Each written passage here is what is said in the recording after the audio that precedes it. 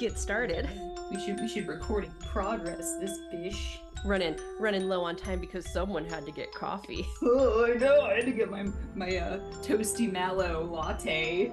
Ooh, Yeah, dude. that sounds delightful. Yummy. It's good. Welcome to the Real Horror Show movie review podcast, where we review horror movies from Netflix, Hulu, Shudder, and everything in between. I'm your host, Sam Odie. And I am your co-host, Stormy Skies. Welcome to our podcast. Today we are reviewing Saw 2, which is a 2005 horror film directed by Darren Lynn Bousman and written by Lee Winnell and Bousman. It is a sequel to 2004 Saw and the second installment of the Saw film franchise. The film stars Donnie Wahlberg of New Kids on the Block fame, Frankie G, Glenn Plummer, Beverly Mitchell, Dina Meyer, Emmanuel Vahir, Eric Hudson, Shawnee Smith, and Tobin Bell. In the film, a group of convicts are trapped by the Jigsaw killer inside a house and must pass a series of deadly tests to retrieve the antidote for a nerve agent that will kill them in 2 hours. I ran out of breath at the end. It's okay. I did good. You did. You're really good. This is how we like to break it down. We start with characters and acting, then move on to story and writing, and then we touch on production a bit. We like to then discuss the real horrors this movie addresses. Sometimes they're serious, and sometimes we like to have a little bit of goofy fun. That being said, we are a horror movie podcast, so here is a general trigger warning. We talk about death, blood, guts, and other unsavory topics that might not be suitable for everyone, although we do try to do so with sensitivity. Listeners' discretion is advised. Movies are then rated on a scale of, what the fuck did I just watch? Which means they have no redeeming qualities. Meh, it's okay. And, oh yeah, that fucked me up, which is what all horror should strive to be. So let's get started. Let's do it. I said in the first Saw retrospective episode that 2 is probably my favorite in the franchise. Granted, I haven't seen all of them in the franchise. Yeah. No, 2's great. I think you'll, no matter what you see, I think this will still be your favorite. It's so solid. And when we get to writing and plot, I do have some little retrospective notes about the production of this film that we'll find very interesting. Nice. Yeah, that excites me. A major first for the franchise, I believe. This is the first time we get an opening trap before we jump into the actual plot of the movie. Yes. Yeah, absolutely. There was no opening trap in the first movie. It just went straight. Had him in the bathtub, dicking around. Fucked everything up by losing the key. Mm-hmm. And I believe the Iron Maiden trap is one of the few traps in the series that actually works.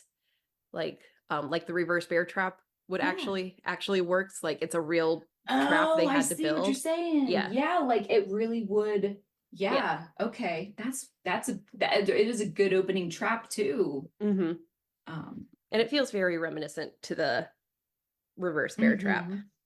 I know, doesn't it? That's why I like it so much. I think it's like it's cousin, not a sister, brother, but a cousin. It's nice. So we have a couple of 3 returning characters from the first movie. We have Amanda, Jigsaw, of course, and Detective Kelly. Carrie, the girl. Carrie, the girl detective. Is she in the first one too? She's very briefly in the first one. Oh, okay, cool. I'm so sorry if you hear my cat meowing, but please continue. You're fine. So apparently I couldn't find any more details about this while I was skimming Wikipedia while I was watching the movie. Tobin Bell was actually not obligated to return to the role of Jigsaw for this movie. No fucking way. That would have been insane if it wasn't him that whole time. But Tobin Bell really, I guess he wanted to really put himself into the Jigsaw headspace, and I'm glad he did, because it would have, I don't know, looking back, like at the possibility of Tobin Bell not being Jigsaw throughout the franchise is weird, but like in 2005, after one movie, I don't know if I would have noticed, but it's weird to think about now, the possibility that Tobin Bell wouldn't be the face of the franchise. Right, that would be, and I couldn't fathom it now that I've seen him, but who knows who it could have been. And then we have Shawnee Smith returning as Amanda. Yeah. Great. Who was actually pregnant during the filming of this movie, but she kept it a secret from everyone. Wow, I can't even tell she was, but you know what? You know how you can always tell when your boobies get really big like that. She did have some big boobies. Yeah, because if you actually, and if you think about it, her boobies weren't as big in the first one, from what I was able to tell. Yeah, but you know, sometimes you're like, oh, maybe I didn't notice that she had big boobies. Yeah, But so nope, it's a baby.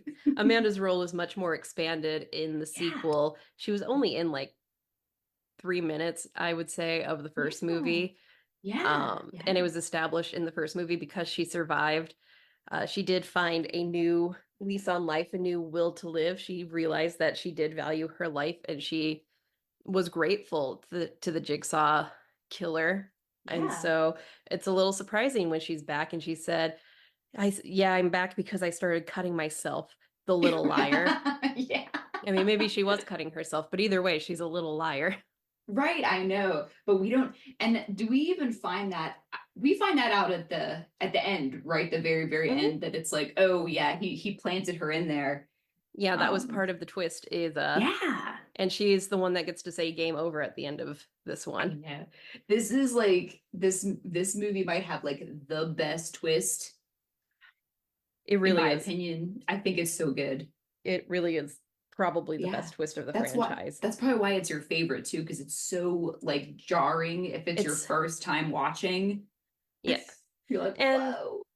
in Yeah. general, this film was a little jarring to watch because Yeah. chronologically, we're not going in chronological order. We're going in release order, but Yeah. chronologically, Saw Yeah. 10 happened like maybe a week before this, maybe 2 weeks before this. So John Weak. Kramer has had like the worst week of his life. Yeah, and he was pissed. And he was like, I'm gonna get all these fucking these criminals, put them in the house. Yeah, and it's also just so jarring, and it makes sense character-wise why suddenly he feels so much colder, so much crueler. But we Yeah. just got Saw 10 in real life, and we saw such Mm, a human version of John Kramer that was so sympathetic and so likable. To go back yes. to like original, I'm testing human morality. Right. Yeah. And you're just like, These people damn. deserve life. It's like, I no, this know. is a very different man. It is. Yes, it is. Very different. So that's a little jarring, but they didn't know they were going to make such a heartwarming version of John No. Kramer 20 years later. Yep, they had no idea. And we love it. So, yeah. Uh, and then we have Donnie Wahlberg as Yep. douchebag cop, Eric Matthews, Eric big Matthews, loser, aka big who loser dad guy. who is the thing that everyone else has in common in the house. Why they're there, they're all tied to this one guy Yeah. because Jigsaw specifically wants to punish him. So one of the people in the house is his young son. Yep. Uh, Daniel. Daniel, thank you. I wanted to say Donald because I was looking at Donnie's name. Yeah. Same diff. Yeah, I wish it so was Donald. Donnie. Yeah. everyone in there was either arrested or Mhm. framed by Donnie Exactly. Wahlberg at one Yeah. point. Damn him. What a jerk. Yeah. So I can't remember, why did Jigsaw want to punish Donnie? Is it because he was framing criminals or planting evidence? He framed, I think he framed all of them and planted evidence. And he did that with Amanda. And this is a blink if you miss a detail, but the dude in the beginning that died from the Iron Maiden slash Venus flytrap trap, he was like, yeah, you're like a con man and like a snitch. He was Donnie Eric Matthews like snitch. Okay. So he must have been like a snitch guy who was like a criminal, but he was working for him. So that's what started it. And I guess he's just like, I detest con men and snitches, and you're a police officer. You're supposed to be a man of justice. And probably also because Amanda was tied into that and he like loves Amanda. Mm-hmm. That's all I can Yeah, figure. he's kind of chosen Amanda to be his daughter, his successor. Yeah. So he deeply cares about Amanda. Yes, absolutely. Another major shout out I want to give because there were a lot Yeah. of like very small name actors in this, but Uh-huh. Glenn Plummer is in this movie, and I would say he's most famous for Showgirls. The Oh, I've never seen that. You've never seen Showgirls? It's so No, bad. I suck. It's bad It's like naughty or bad like a not a good movie. both. Okay, cool. His he says the most famous line, everybody's got AIDS and shit. Really? Mm-hmm. He's such a good dude in Saw 2. He's like Yeah. neutral, sweet Jonas. He didn't deserve what he got. No, he was a sweet guy in this movie. He's a sweet guy Yeah, in Showgirls too, but his cool. whole plot with Showgirls is he's like he starts out as a bouncer, I think, and he's Yeah. trying to find like a hot showgirl to do a show with, and he's Yeah. a very minor character in Showgirls. It's all about the strippers, not about him. Um, but he's Yeah. he's there. He's funny. Man, everybody's Yeah, I got AIDS see. and shit. Got hot girls Yeah. pole dancing. Sweet. All right. Yeah, I don't know why I haven't seen this yet. I know, geez, I feel so like, wow, that's something I would definitely watch, but I Mhm. haven't seen it. Darn, who am I? I'm not who I say I am. No. But yeah, he was an excellent. Jonas was such a good man. Hmm. Writing and plot. So I can get to my fun little fact. Okay, yeah, yeah, let's go. Saw Cool. 2 was not originally a Saw movie. What?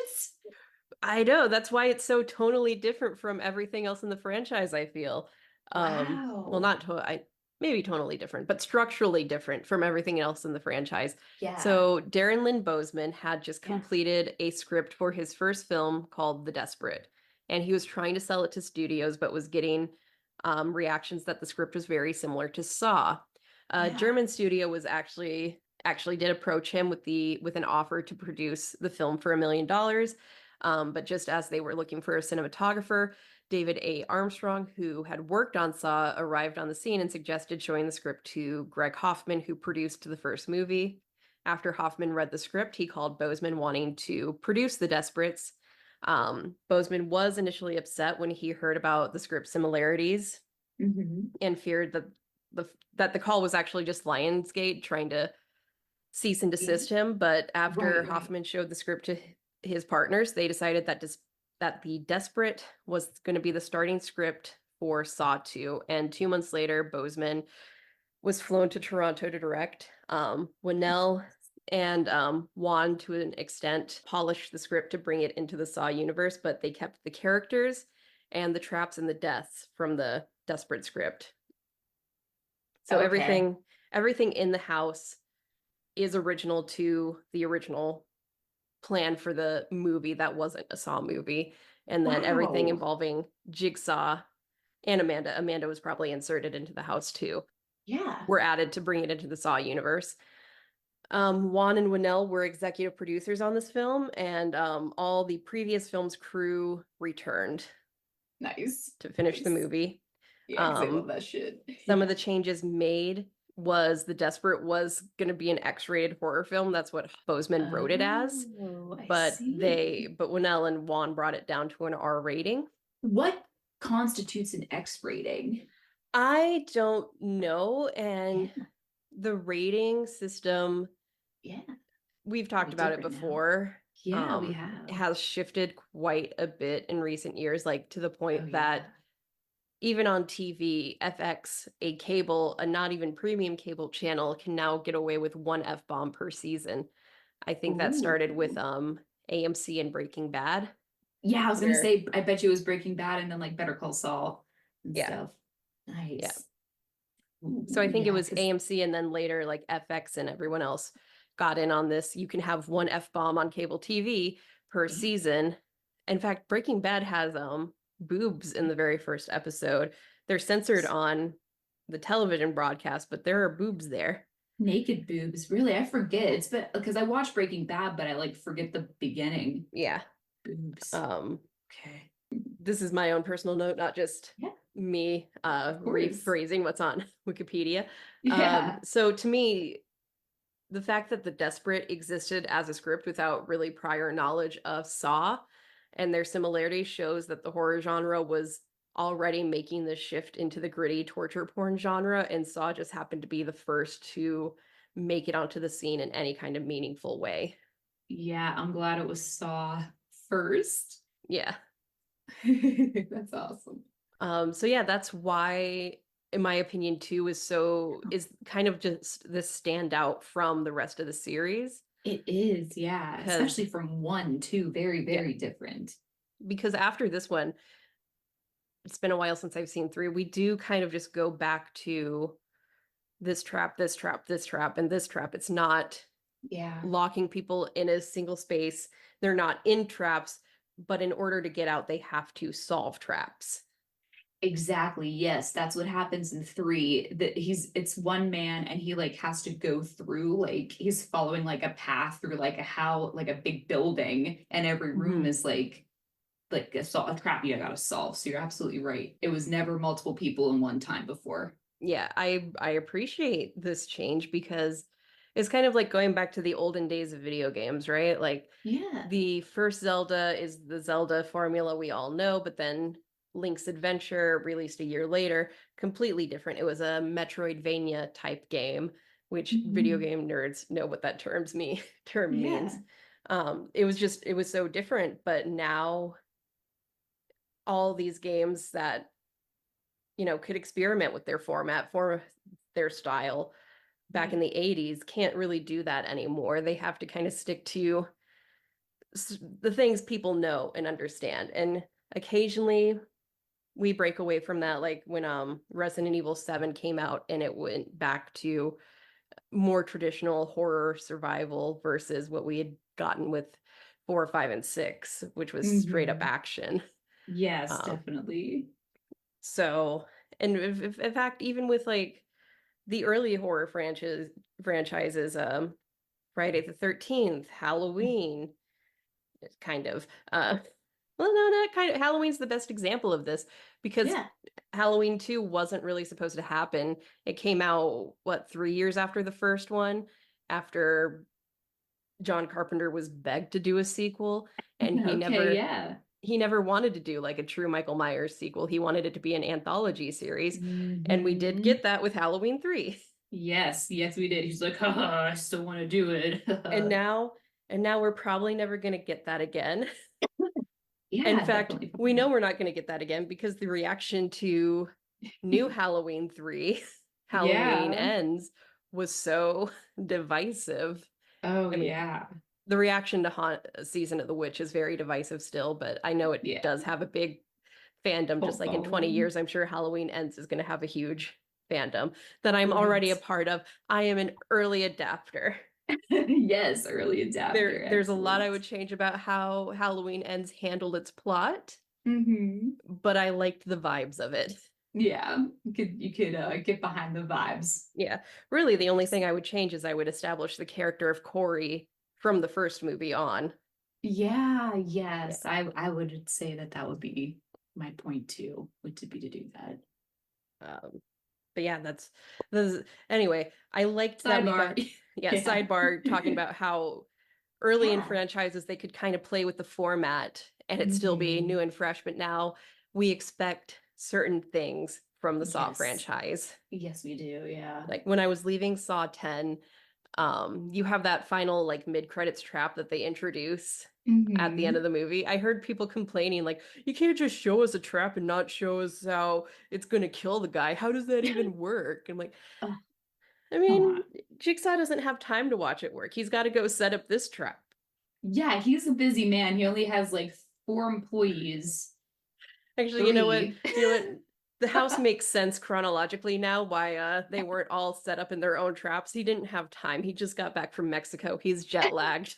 Yeah, he was like, just put them all in the room, Amanda. Just have them just sit in the big room. Yeah. You can't strap them in yet. Just in the big room.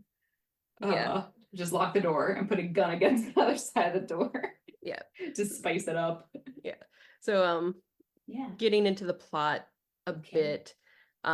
It's a very simple plot. Not a lot happens. It's just kind of Yeah. Yeah. so we meet Donnie Wahlberg, cop, and his son. Yeah. He and his son have a strange relationship. The cop Yeah. is brought in to help with the Jigsaw murders. We see the body of the guy from the Iron Maiden trap, who he Yeah. did not survive his trap.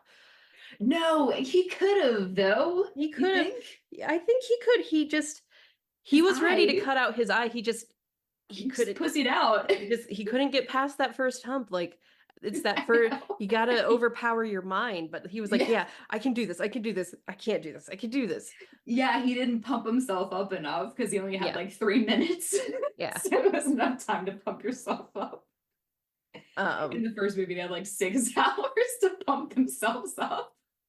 And then they do find John Kramer. And a lot of Yeah. this movie involving John Kramer and Jigsaw is just the interrogation of John Kramer, trying to figure out where this house is that these Yeah. people have been locked in, because these people only have 2 hours before the nerve gas kills Yeah. them. And Mhm. there's pressure on Donnie because his son was taken into the house. And then we find out that all of these people, other than his son, have been framed or harmed by Donnie Wahlberg at some point in their lives. And so Yeah. his son probably won't die to the nerve gas. He'll probably die to Just what's his face? That fucking Xavier. asshole. Xavier, the big guy. Yeah.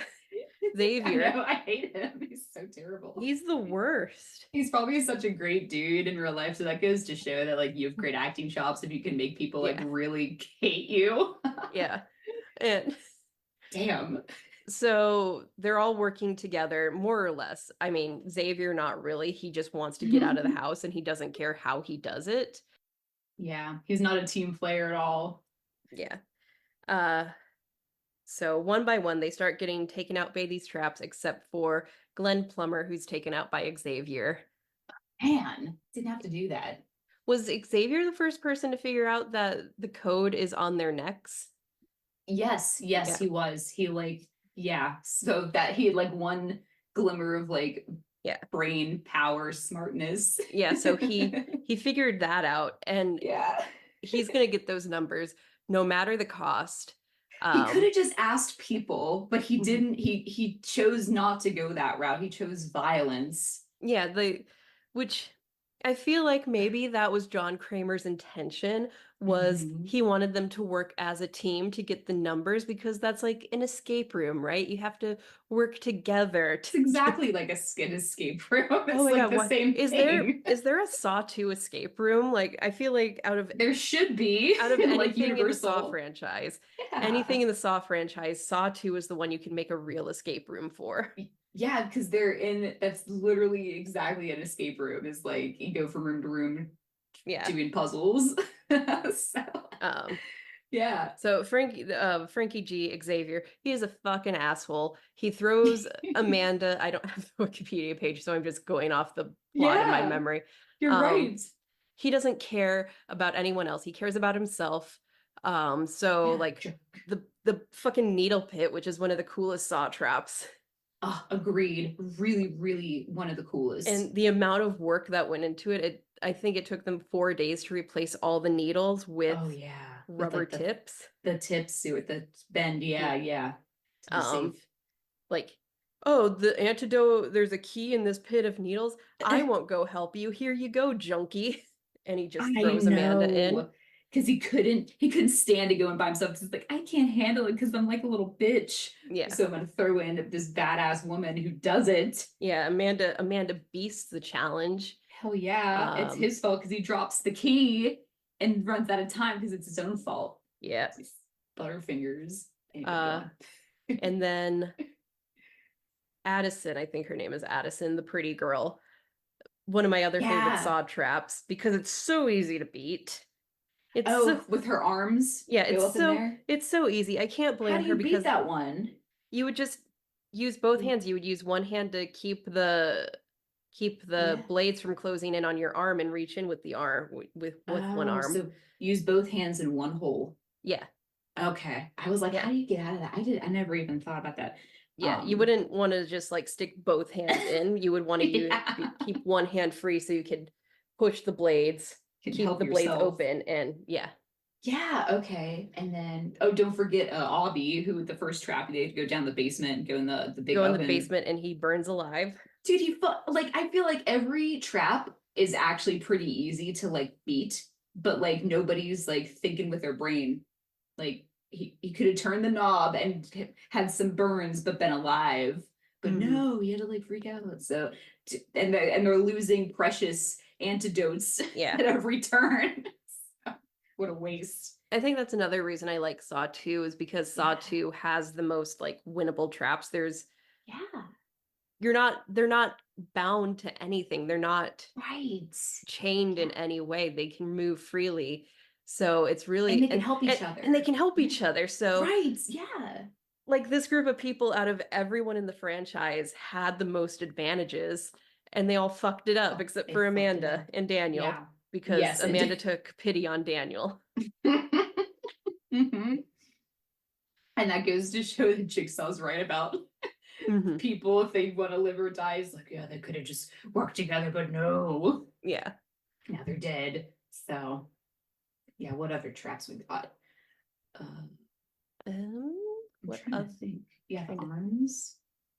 The arms. We may not have been. Oh, the one really good one that is a basic one, which is the door with the gun on the other side. I really like that one because it's so simple. It's so simple. It's such a bitch move. Up. I know that fucking. And you know what cracks me up is watching this again. I try to really pay attention to like all the silly banter they talk about in the house. And that man who's like a businessman, he's like, yo, I just watched a movie last week and this man, he gets kidnapped. He's put in a cell and he stays in that cell for 9 years. And I was like, dude, this guy's not helping. Just like a paranoid businessman. And he dies first. Because he had to look through the peephole. Yeah. Yeah. Once we reach the climax of our film, when after Donnie Wahlberg beats the shit out of John Kramer and gets the address of the house, he's searching the rooms of the house looking for his son because Amanda and Daniel are now running away from Xavier because he's gonna get their numbers one way or another. Yeah.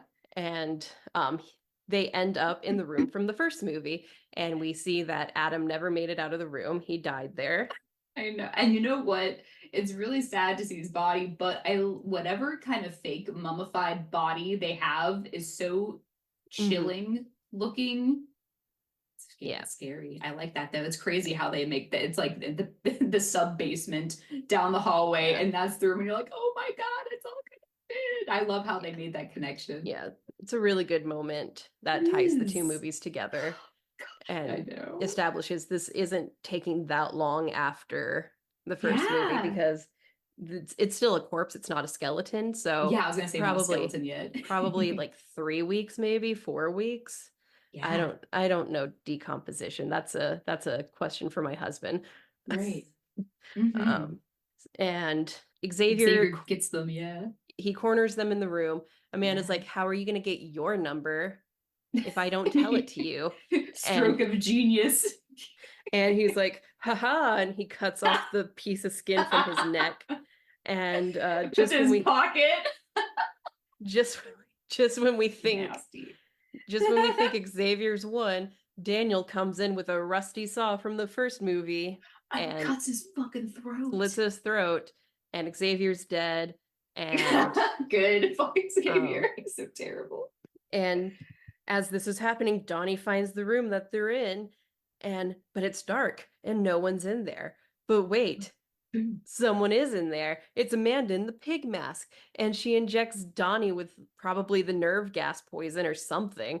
And then we see that the other police are investigating another location, and that's where we find out that Daniel is in a safe.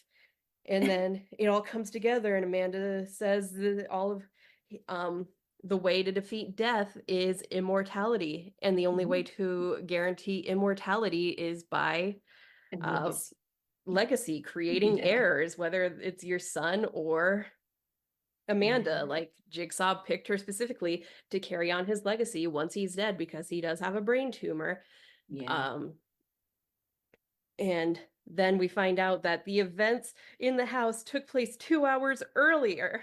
Yes, that was the craziest twist ever, is when they found the house and he pressed pause on the video screen, and he was like, "It's not live," and I was like, "Oh my god, I thought this was happening right now. It already happened. It already happened." It is just, it's the best Fucking twist in the crazy. franchise. I know, that shit was insane. I was like, "Oh my god." And that Like, goes to show Saw itself is an unreliable narrator movie. yeah. It's the best twist in the movie, and it kind of makes Jigsaw look like a complete dickwad because there's no way the police could save the people in the house. It was always meant to trap Donnie Wahlberg. However, Yes, yeah. it's not the biggest dick thing because again, if the people work together, the traps were Right. so beatable. Yeah, they could have all like been alive, Yeah. but no. But no, it's the best twist in the movie, in the Yeah. franchise.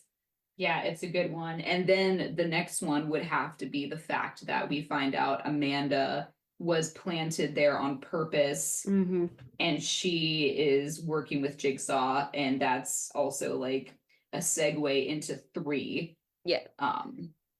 which is like Amanda's movie, I feel like. Yeah, because John is actively dying in 3.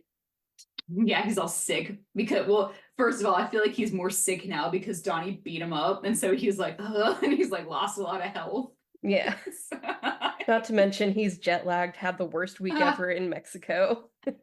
Yeah, and his cancer's like, oh, overdrive. And so he's like, I'm really sick now, Yeah. Amanda. Please find a surgeon now. I'm gonna be so sad when we're talking about Saw 10 because that whole scenario is so fucking heartbreaking. I know That it scam the is. people were pulling, like that's too fucking real. And I know, isn't that like, that's the real shit though. yeah. These people who are desperate but have like money to Mm-hmm. just like try to save themselves. I know.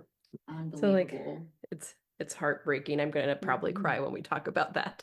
Very sad. Yeah, I know. Uh Well, don't cry. That you might cry sooner because you know what's coming in Saw 3/4.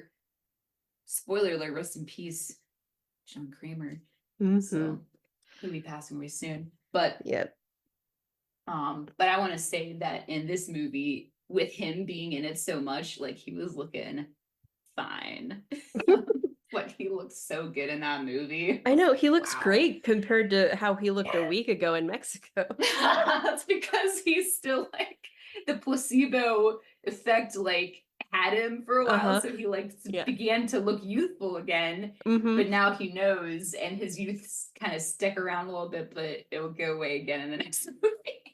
You know, Looks that's sick again. something when we get to one of the later sequels, because John Kramer does appear in flashbacks throughout the rest of the movies after his Yeah. death, Oh, is yeah, the Saw absolutely. franchise does not de-age people in the franchise. You just have to deal with it. Yeah, it's like he's either old looking or young looking, but his hair is still like Yeah. white-ish.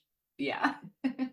But there's one thing that I do want to mention within the plot, and in this movie, it's important to watch after 1 because we do get John Kramer explaining why he does what he does. Mm-hmm. And it's because not because of his cancer, but he describes that after he was diagnosed, he like wanted to kill himself and he drove his car off a cliff. Yeah. And he survived, and he like impaled himself and fucking pulled out like a giant fucking rod out of his stomach and lived.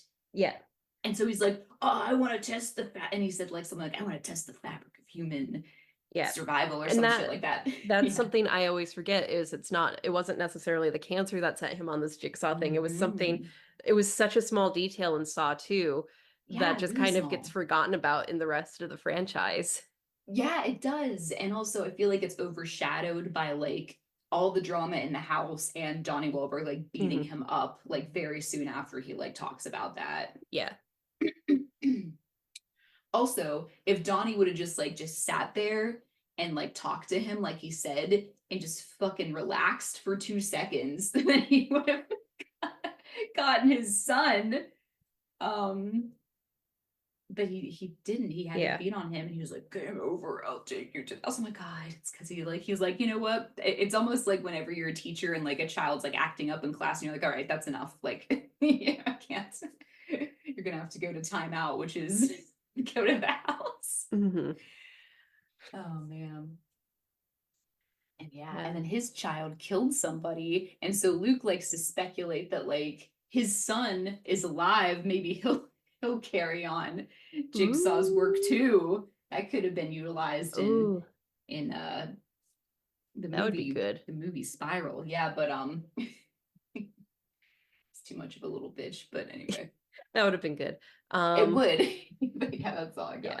Quickly moving on to production. This Yeah. was the first movie in the franchise filmed on digital rather than on film. Oh, okay. Um, Yeah. I guess you can tell. Yeah, if you go yeah, back and watch one again, you'll be like, yeah, it's yeah. pretty, number two's clearer. I thought the house sets looked great. The traps, as always in these earlier movies, are fantastic. Oh yeah, yeah, really, really good traps. Just the work in the needle pit alone, the work in that is astounding Oh, to make that safe to do. yeah, absolutely. Yeah, that's a really good trap. Oh, and like just general stuff, nothing too insane, and like crazy and huge, just like the basic stuff, but it's still like terrifying. Yeah, this is before the traps start getting a little too cumbersome, too believable. Yeah. Isn't it Saw 3D? That there's a fucking saw trap set up in a bakery for the public to watch. How did that work? It's a store, it's like a storefront. Yeah, yeah. Explain that to me.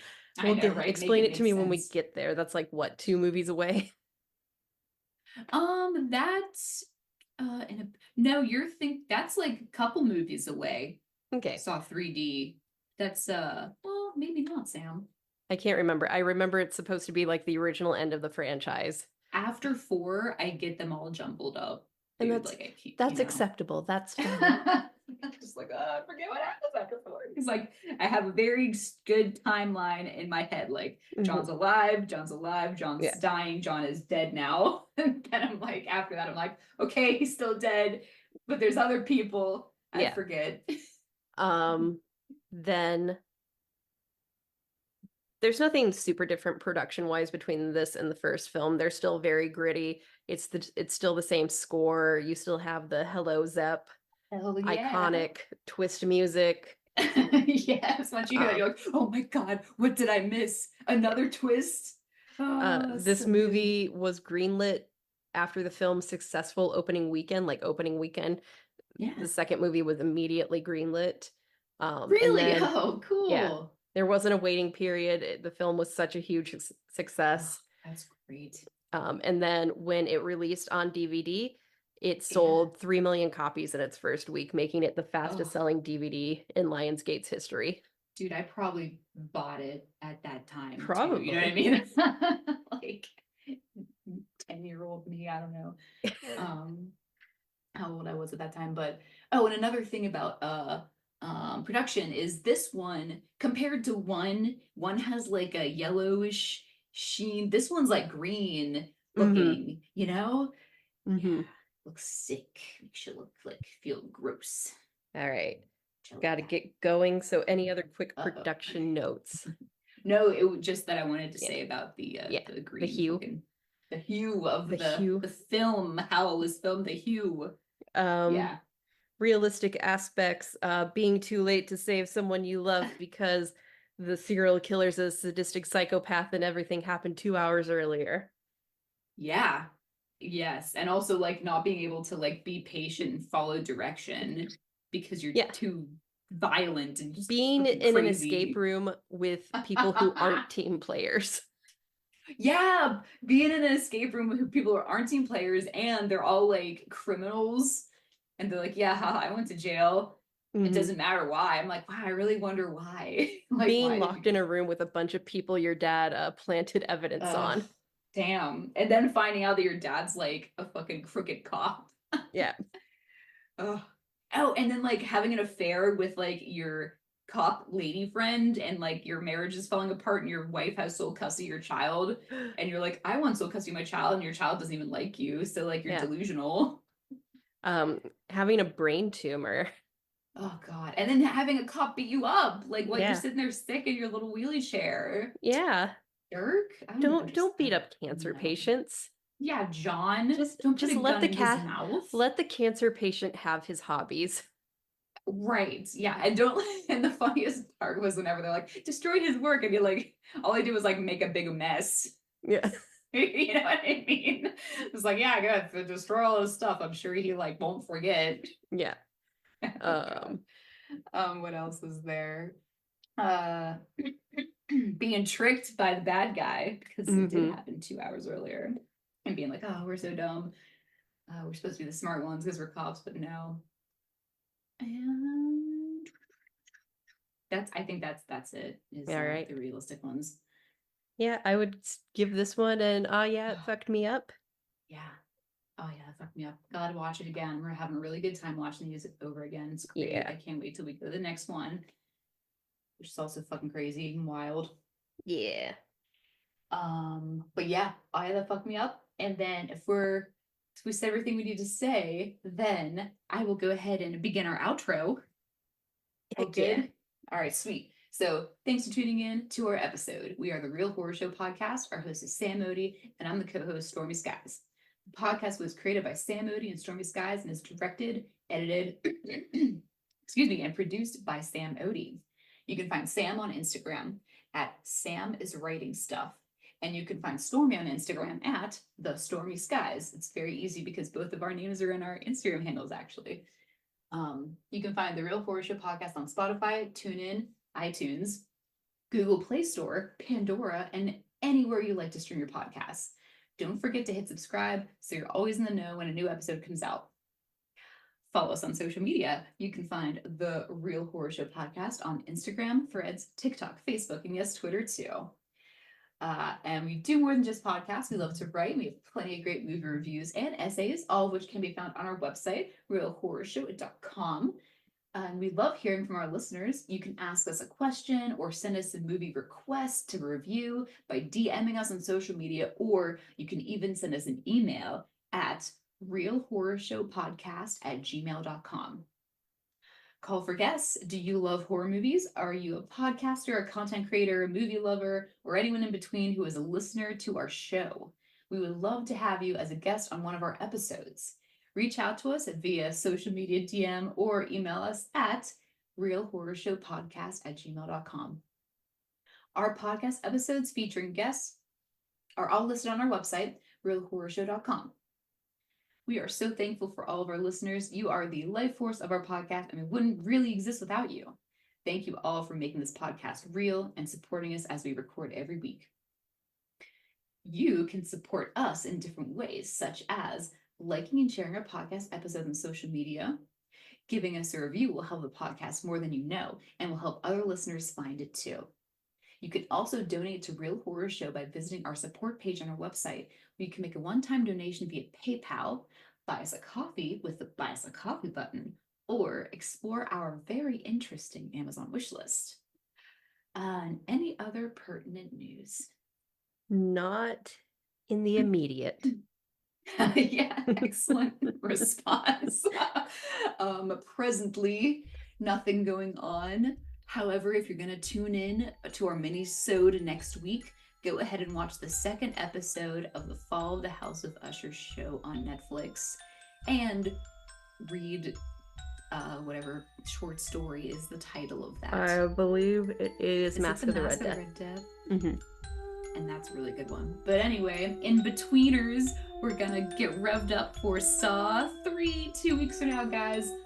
Our outro song is called Creepy Doll by Jonathan Colton, and he can be found at jonathancolton.com. Thank you, fuck off, and have a swell evening. This is Real Horror Show signing off. Bye.